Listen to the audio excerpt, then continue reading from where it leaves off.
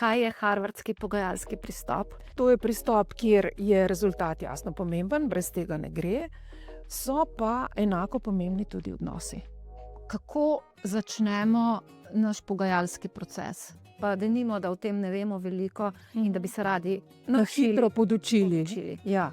Specifika integrativnih pogajanj je v tem, da poskušamo pogajanja voditi stran od pozicij in jih usmerjamo v tako imenovane interese.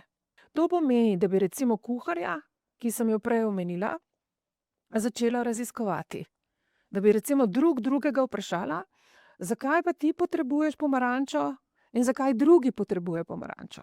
Če tega ne naredimo, če mi ne Domnevamo. raziskujemo, če domnevamo, odlično, premaknemo pogajanja iz pozicij na interese z raziskovanjem, raziskovanje so pa popolnoma nič drugega kot vprašanja.